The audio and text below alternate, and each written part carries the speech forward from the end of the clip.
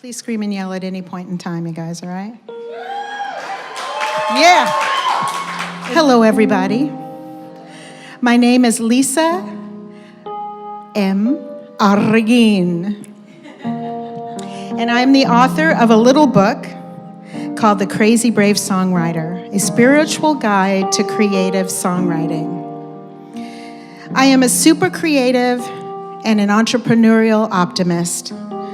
I love music seriously and I write books courageously. But mostly I am dedicated to artists so that they can find the beauty inside of them. We love music, and music defines our culture and it defines who we are. And artists very often feel a bit lost. They, at times, don't know how to get from the beginning of a song to the end of a song. And so my heart really is to have written this book for them. I wrote The Crazybrave Songwriter as a commentary, an observation, and a conversation about what it takes to create something from nothing. Although this book is about and for songwriters, I have come to understand that all creative people go through 7 steps of creating, which I've outlined in the book. How do I know that there are 7 steps? Because I've carefully listened to hundreds of artists speak to me for many years about their struggles, their triumphs, and their joy. I'm also an artist myself, so I understand. So in my little book here, the title is Crazybrave. So let's start with crazy first, the crazy part first, and why I titled it that. For most artists, creatives, and singers, we feel crazy. Anybody relate?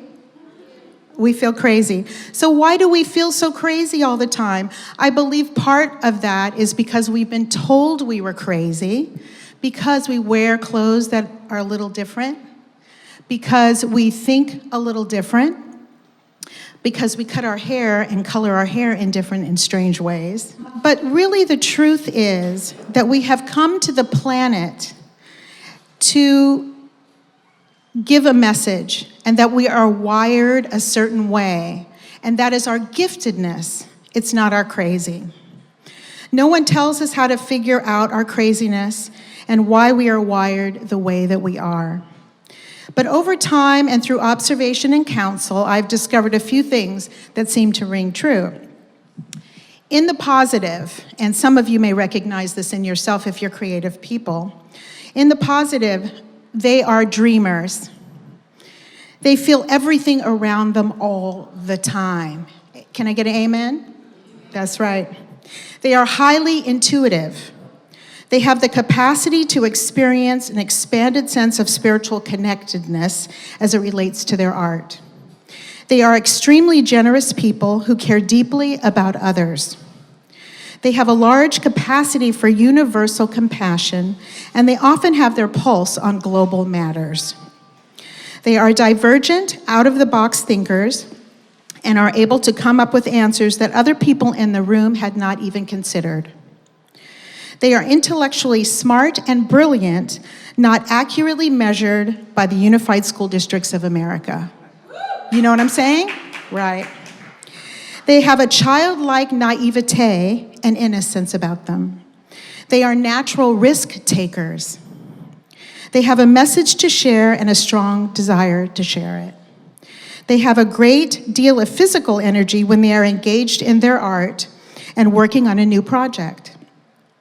They are easily bored if they are not working on some creative activity. And they have a great appreciation for beauty. Some of the challenges that we have, because we're wired to create, some of the challenges we have, and let me list a few of those. Creative people have difficulty sleeping and tend to have lots of energy in the middle of the night. Hello, right? Registering at a higher rate than the general population, creative people demonstrate a sliding scale of psychological mood disorders, including mild anxiety, ADD, depression, and bipolar disorder. And these challenges can stretch over a lifetime. They can have pervasive feelings of low self-worth. They have bouts with creative perfectionism, not stopping until a creative project is done and complete. They can self-sabotage creative projects just before they are finished. They can have ongoing unstable relationship difficulties. And although gregarious, friendly, and kind, they rejuvenate best by being alone. They are highly sensitive children who continue to react deeply to childhood wounds. They are naturally rebellious, and they don't like rules and regulations. Right? Right. They feel different than other people and sometimes deeply misunderstood. They can feel unorganized, overwhelmed, and out of step with society. And they are sad when they are not able to engage in their art. No two artists are quite the same. If you desire to have a rich, long-lasting creative life, then self-understanding is key as you seek to heal the parts of your personality that resist your creative spirit and praise the parts that make you equipped for the crazy brave journey ahead. But despite our crazy natures and the gift of music in our souls, we are called out into a world to do something that often no one else understands.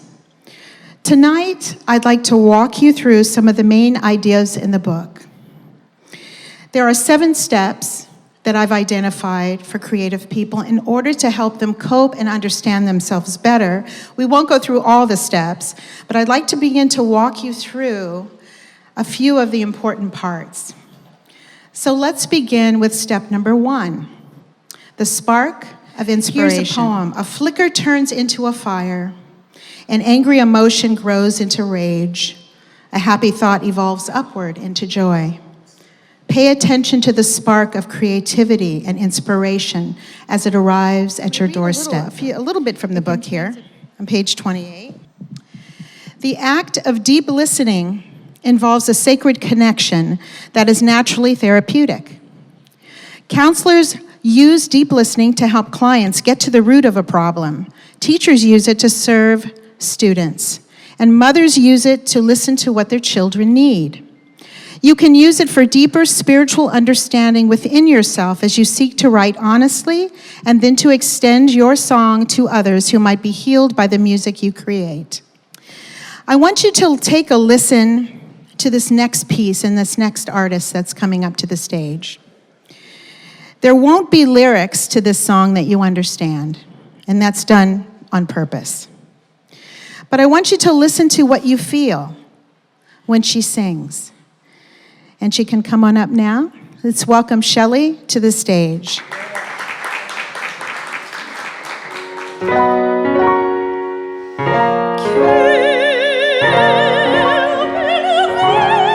And it's an emotional chord, right? So when we're listening as songwriters and creative people, we're listening for it to touch us emotionally. That's how we begin to create our art, and that's our superpower. Really, it is. Our emotional center. Thank you, Shelley. Beautiful. After the spark of inspiration and listening, what comes next? Now it's time to get to the nitty-gritty of the creative process. What helps us write? What tools do we use? As in all things artistic, there is form. And so I'm going to ask my delightful husband, Joey Arreguin, to come up to the keyboard for a moment. Songs are made up of 5 basic building blocks. So we're going to have Joey on the piano kind of describe some of those for us. First, there's an intro.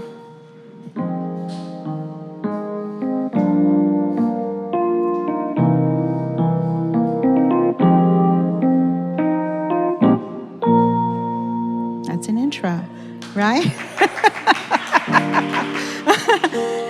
Then there is the verse, the A section.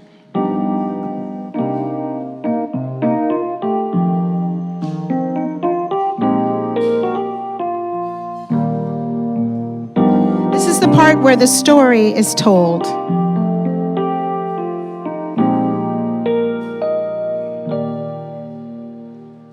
Then the next section is the chorus or the hook.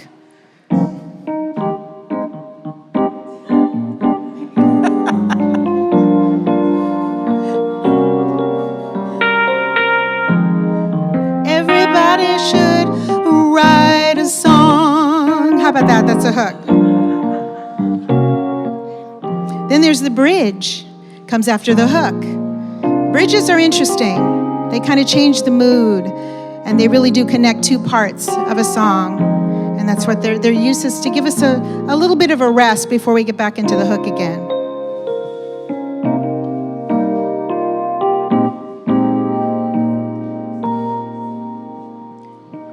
And then there's the ending, the coda.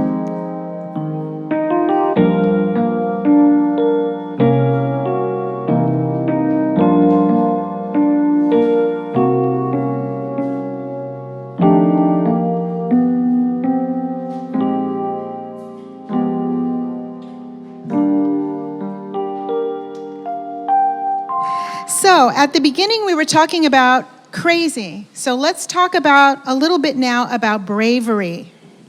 What does it take to be brave as a creative artist? And when I say artist, I want you to also understand I'm really talking about photographers, filmmakers, painters, writers. We all go through the same process from beginning to end. So to illustrate this point, I'm going to tell you a story. So I'm going to read from the book here. Melian is a talented songwriter and performer who learned this firsthand. She learned about music. On one memorable evening, several difficult personal events occurred, and seemingly all at once. She was in Los Angeles and stopped by a bar to have a drink with a friend. She parked her car in front of the bar and spent about an hour inside.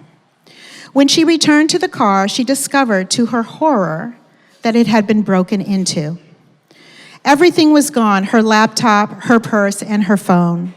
The most devastating realization was that her journals with all her lyrics and personal experiences had been taken too. On the day she was robbed, Melian was in the process of finishing up her first album. She counted her lyric book and personal journals as her most precious career possessions, cataloging her list of unfinished song ideas. It was only when she called to make a police report that she looked up at the name of the bar and gasped. The bar was called Criminals. Just 2 days later, at 2 a.m, she began to write about the humiliation and the pain of losing the things that meant so much to her, the cherished pieces of her heart written down in lyrics and melody. She wrote about poverty and the wealth of the spirit, and how no one can take anything away from you, even if they do steal from you in the middle of the night. She wrote about enduring tough times and resilience and experiences she had endured. She called the song Criminals and talked candidly in her lyrics about the irony of the name of the establishment, the meaninglessness of physical things that are lost, and the paradox of being wealthy in life yet impoverished in spirit. As the crisis began to make sense to her spiritually, she realized that she had an opportunity to speak honestly about what she felt without pretense or sugar-coated optimism. By communicating this to her in her songwriting, she automatically became a vehicle for change, whether she knew it or not. At a gig just a week later, she performed Criminals in front of a crowd of fans who had never heard her music before. There were cheers and laughter as she made a real connection with the audience. She was given a standing ovation at the end. Although we feel crazy at times and have been called crazy by others, our art requires that we strive to understand our spirits and to stand up and be brave. To continue despite difficulties, stops and random starts. So you have to run into battle just like a soldier because you have a higher calling and a higher purpose. The songwriter's prime working capital is given out in hundreds of ways, as a delicate lyric, a heart-stopping melodic line, or a driving, passionate guitar solo with a heavy message. We offer what we have in our hearts, and the commodity of love pours from us as an offering, as a money exchange, and as a prayer. Music and life are a mathematical exchange of giving and receiving. As McCartney writes, and in the end, the love you take is equal to the love you make. Maybe that's why we talk about love so much in songs that we write. Having love, losing love, trusting in love, making love, getting love, stopping love, and my personal favorite, hating love. And of course, being in love. My wish is that the lessons in this book have helped you understand, creative people, the power of your center, so that you can find crazy bravery in yourself to do what has been placed in your heart. The rules of the journey never change as you mirror your life in the songs and the creative endeavors that you write. Take this opportunity for self-growth and for healing. Your life is so poetic, so look within. Your life is a song that tells the stories of the ocean and the moon and the stars. And your life is a metaphor for the music you create. You are a hero on a quest for music and challenges and allies and vision. Your mission, if you would choose to accept it as a not impossible mission, but possible mission, is to share your dreams and gifts through the power of connection with others. Remain vigilant and steady and creatively strong by lovingly giving attention and time to your creative spirit every day. Be crazy brave, everyone. So I want to thank you guys for coming. I want to all the performers, if they can please come up to the stage for a moment, please. So on all creative journeys, as this has been for me tonight, you meet a cast of characters. And they will be your collaborators and your friends, and designed to help you finish what you started. Sent to you synchronistically, with great love to assist you, applaud you, and help you over the tough times, just as my friends have done for me tonight. So thank you guys. I love you very much. This was awesome, right? All right. All right.